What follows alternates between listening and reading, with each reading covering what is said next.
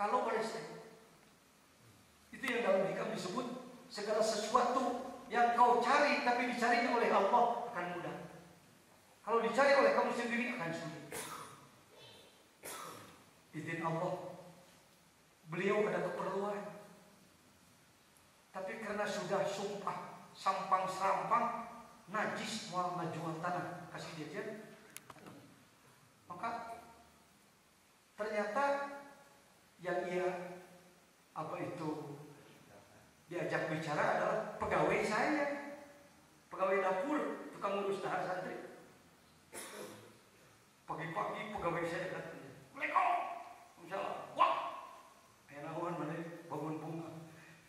Tanah lu itu tarik dijual, mau ke uang, mau semenang, Kak Abdi, hebat dong, bagus kamu. Terus kenapa datang ke sini? Kebuka duitnya cuma. Siapa sih? Besok itulah nyari biasa aja pak pikbok kanan kiri, untuk hutang, terbuka kas, terbuka tabungan, kiai menabuh tabungan, hutang rokok itu. Akhirnya dapat jum. Jadi yang usaha kan mana yang boleh lagi, namanya kinyum ke orang.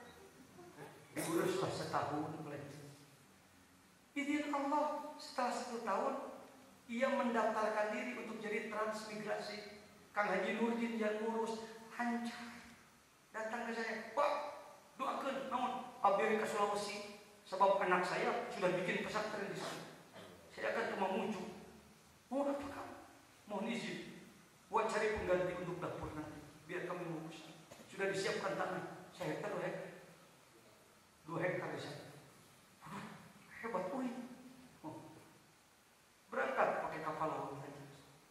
Baru beberapa bulan sudah kirim surat, Wah begini.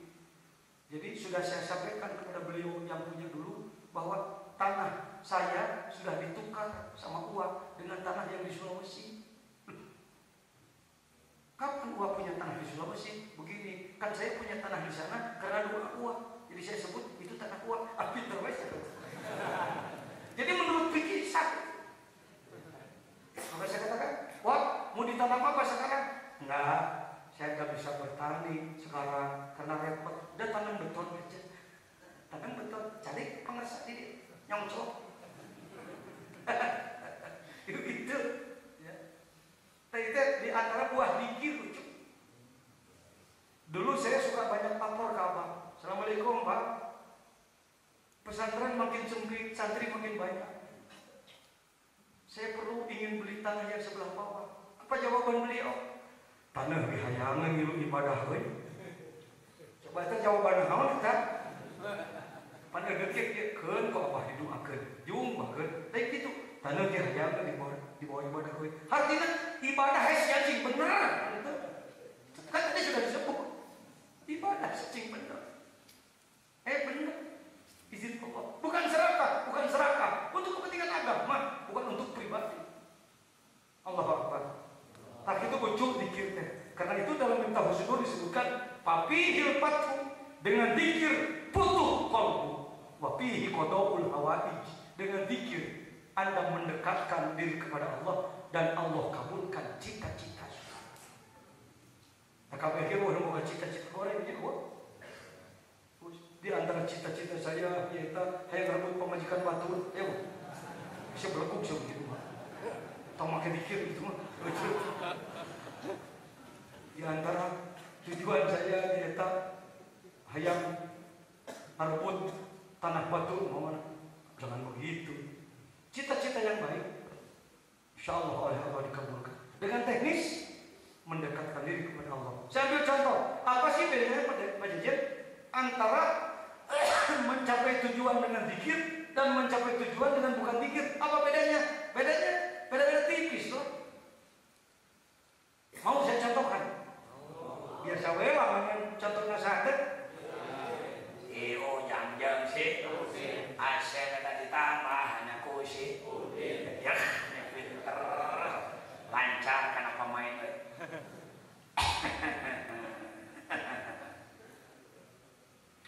Umpama Pak Jajan punya air tuh,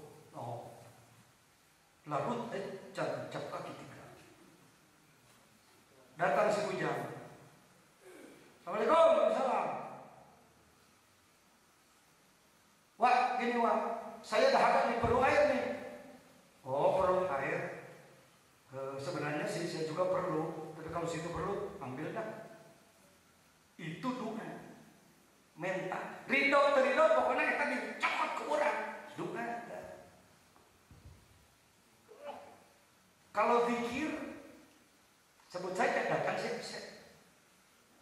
Assalamualaikum, waalaikumsalam. Enak saya, nggak ada apa-apa. Gini loh, saya dengar-dengar, wah itu baik sekali. Wah itu orang dermawan. Saya dengar luar biasa, wah membantu banyak orang. Oh iya. Terus ada apa? Enggak. Dan saya dengar juga, wah itu airnya banyak sekali. Bagus Pak, saya setuju Pak. Saya doakan semoga Pak lebih maju lagi. Oh iya, memang kamu perlu air? Enggak sih. Yang bener nih, emang perlu sih tapi malu. Bawa. Kan sebenarnya sama, ada perpindahan dari saya pada dua orang tadi, tetapi cara yang berbeda. Tinggalin doa orang tarikat dalam khataman. Allahumma ya qadiyal hajat, ya Allah, Zat yang maha pemberi, yang memenuhi keperluan hamba-hambanya. Enggak, Allahumma ikdi hajati, ya Allah, laksanakan segala keinginan saya. Siapa ngatur ke aing teh? Bangun jadi Fir'aun modern. Tapi kalau pakai zikir, Allahumma ya qadiyal hajat, ya Allah, saya tahu Engkau lah yang selalu menolong hamba-hambanya. Hayang ditulung lain meneh. Ya malu sih. Allah teh kalau kami mungkin hidung. Aku udah dibejakan. Dengan redaksi seperti itu, justru Allah semakin terenyuhlah kalau bahasa kita. Semakin cepat memberikan. Sebab kita pakai sopan santun. Paham ya teman? Untuk kudu mau ke ayo gerak. Nenau nanti Tuhan ini mau nyak, mau Islam gitu. Itu pakai kegituan itu. Bahulah Musa Islam ke Fir'aun. Itu pakai itu. Itu gitu aja. Langsung aja kolbu kepada Allah. Kolbu kepada coba. Banyak keperluan kepada Allah. Mari kita meminta tapi dengan metode suluk, dengan metode orang tasawuf. Ayeuna orang praktek. Silacing saya. Pejamkan mata anak-anak. Pejamkan mata, awas terus nunutan. Kasih perut terus saya jungkir, sujud. Pejam sudah belum? Pejamkan mata, tundukkan kepala. Hidupkan kalbu. Allah.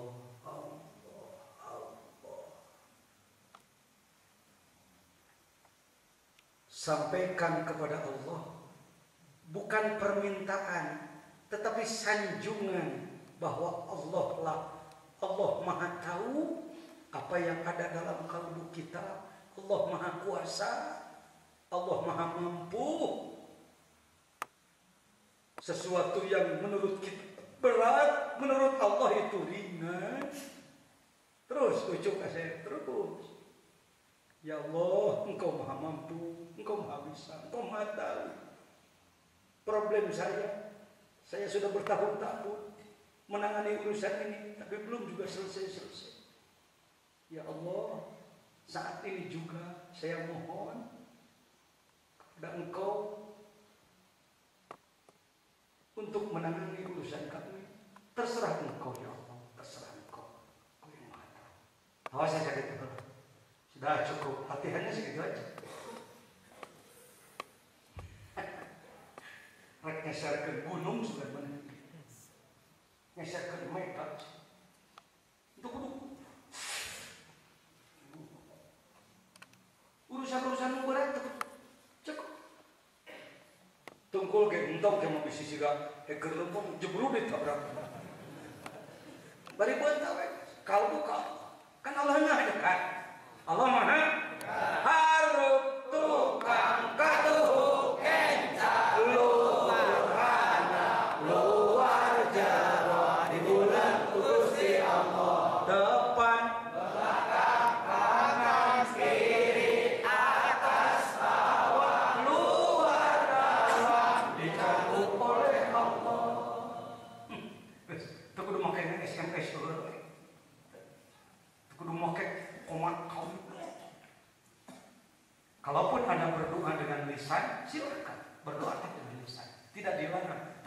menganggap hanya itu cara memohon kepada Allah.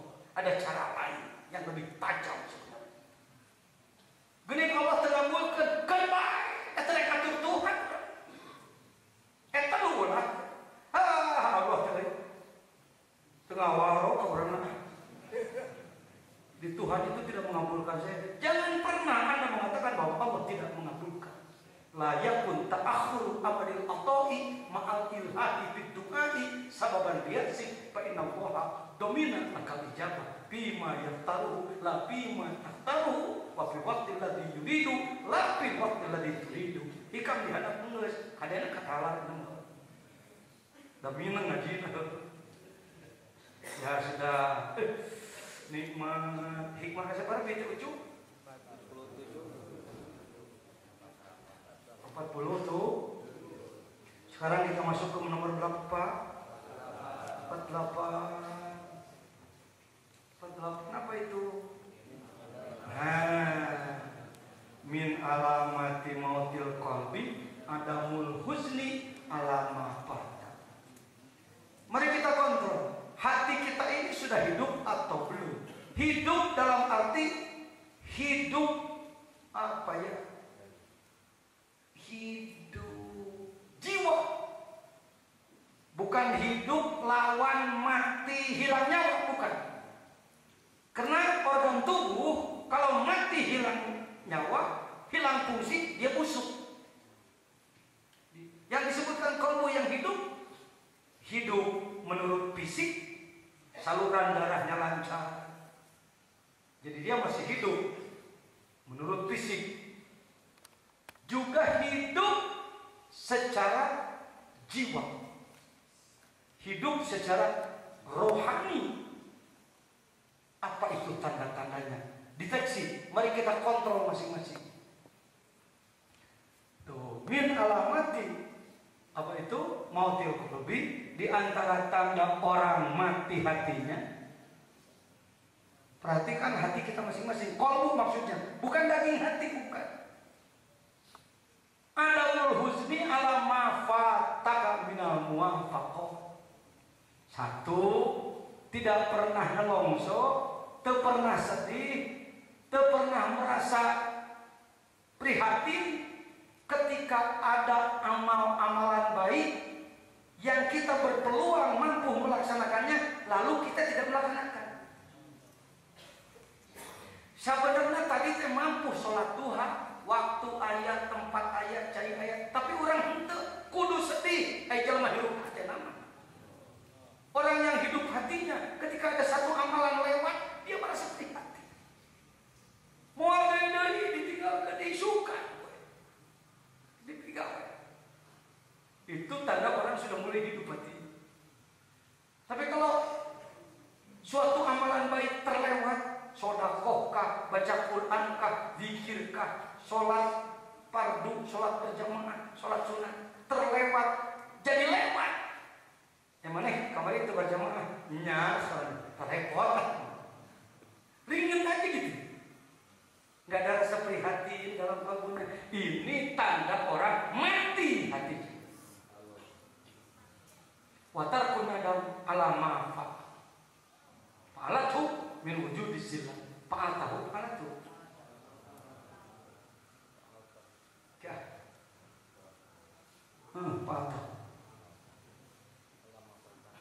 Meninggalkan nelangsa, meninggalkan sedih terhadap sesuatu yang kau laksanakan dari zillah, kepleset-kepleset, kesalahan-kesalahan. Terjadi kesalahan dalam melakukan sebuah perjalanan itu biasa. Tapi jangan sampai kalau terjadi kesalahan dianggap bukan salah. Jangan karena salah lalu jadi putus asa. Tapi jangan juga jadi pemborong salah. Tengkulak salah, resep namanya kena salah. Ulah. Bisa dipahami ya? Memang cerdas rumah. Tuh, alhamdulillah.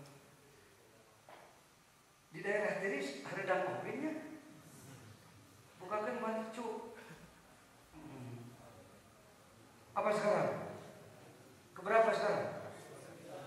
49 apa itu?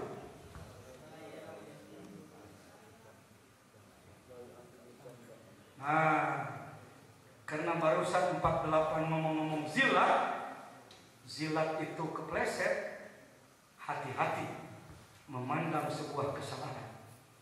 Nomor 49 adalah jurus, ya, kunci. Semua hikmah ini adalah kunci-kunci. Jadi satu kitab hikam adalah satu peti kunci, berbeda nomor. 292 kunci untuk menghadapi kehidupan. Beda apa? Beda. Gitu nih ya, hikam sebenarnya nama. Banyak hikam teh sanjungan we kepada wali, dongeng we nu baheula, alat we kan jeung ngebuk batur, atau lain bengkel lah kunci dipakai ngebukan batur. Garong sih meureun. Justru hikam ini kunci-kunci, jurus-jurus dari orang berpengalaman untuk menghadapi kehidupan. Menghadapi situasi begini, ambil kunci nomor sekian. Menghadapi begini, ambil kunci ini. Maaf beribu. Seorang alim besar, beliau guru saya. Saya tahun 84.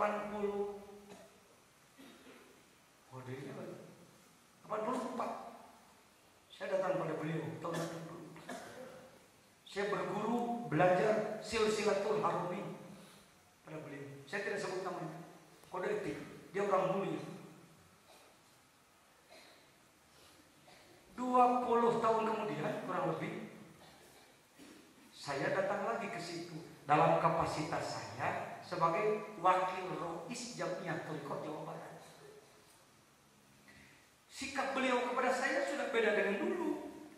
Beliau duduk dengan baik dan beliau mengatakan, "Kiai, makasih datang ke sini dalam acara ini, sebuah musyawarah tingkat Jawa Barat. Kiai, saya ini tolol," kata beliau. "Saya ini goblok." Loh, kaget. Orang semulia beliau mengaku seperti itu. Ada urusan yang gak pernah selesai. Sudah puluhan tahun, Kiai. Soal, susah nyebut. Soal ada proyek besar lah, yang kalau jadi proyek itu harus membelah pesantren beliau. Kalau jadi, maka pesantren beliau yang 17 hektar harus terpisah. Beliau keberatan. Akhirnya kepada si murid bodoh ini, beliau menyampaikan, ini goblok. Istri saya saksi. Bingung saya harus ngomong apa. Bicara, Kiai, bicara. Bantu saya, bantu. Mbak Yai, mungkin kalau istilah al-hikam, hikam, menghadapi kesulitan seperti itu harus pakai kunci nomor sekian, gitu. Begitu Pak hikam itu. Bapak itu tiap hari kita semua menghadapi masalah hidup ini. Apalagi ingin menegakkan agama, masalah. Nah, hikam ini adalah untuk itu. Makanya saya katakan, untuk menyelesaikan semua urusan tentang iman, tentang ibadah, tentang kesehatan, tentang ekonomi, tentang pendidikan, tentang politik, ibahat mandiri, takdat. Kalau bisa tolong carikanlah singkatan akronim yang lebih enak. Saya baru menemukannya sampai begini. Jadi hikam adalah untuk segala urusan. Barangkali kalau istilah hikam kiri itu adalah al-faqih. Oh, apa faqih? Kata beliau. Aduh, saya susah juga nyebutnya. Masih menjelaskan kepada guru. Faqih itu Allah mentakdirkan sesuatu kejadian yang cukup menimbulkan beban berat dalam kolbu, terhimpit, pusing, sulit jalan keluar. Ngomong tarik sotek gimana? Saya ke didinya, ke beliau mah barangkali itu. Iya, kata beliau. Itu. Jalan keluarnya, udah ngomong harupun dulu mah, nuku batu geus disebut kelak balik.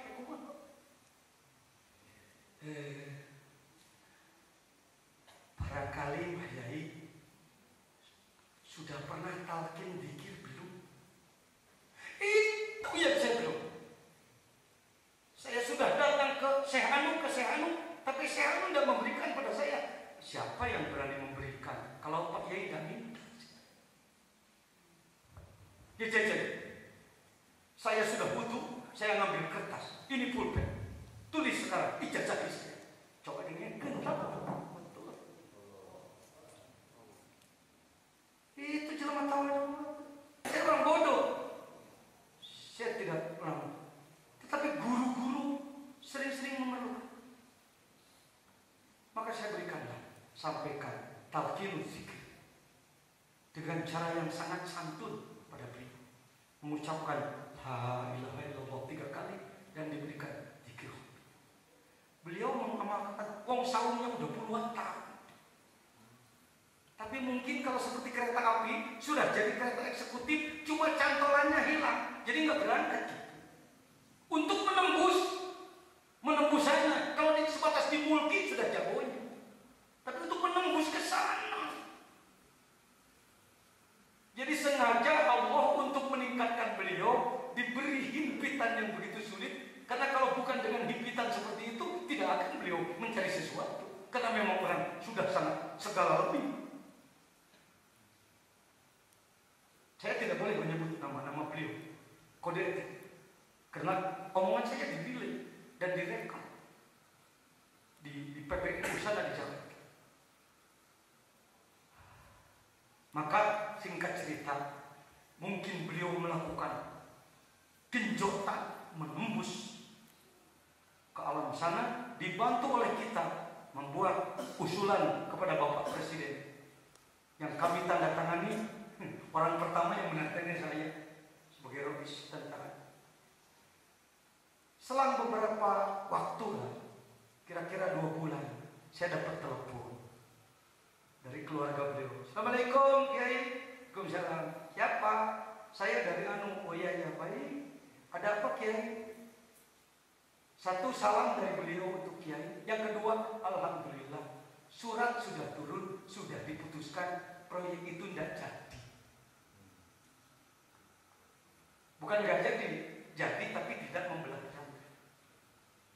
Cukup dipahami, walaupun tidak saya jelaskan alamat dan nama. Tak itu ujuk dikir teh, saya nggak kapok jangan oke. Karena itu banyak guru zikir untuk murid yang ingin mengambil zikir disyaratkan banyak, harus panjang saum dulu ini dulu supaya nantinya tidak digegabahkan. Bahwa untuk mengambilnya pun sangat sulit. Tetapi guru kami punya kebijakan lain lagi. Sudah mudahkan saja. Ada efek. Karena mengambilnya mudah, jadi Anda tidak sakit nantinya lagi. Padahal Anda sudah memiliki sebuah senjata pusaka yang luar biasa. Kalinya kalian sudah digegabahkan. Kami memberikan kemudahan, memberikan ijazah talqin itu karena sebut saja beban berat itu harus ditebus ke guru. Orang mata lima nyocor, masya Allah.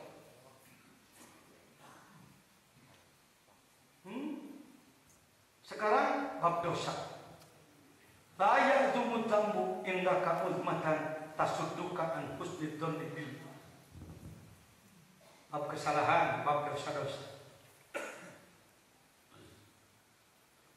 Sebenarnya dosa sebesar apapun di dalam pandangan Allah tidak akan dianggap dosa besar.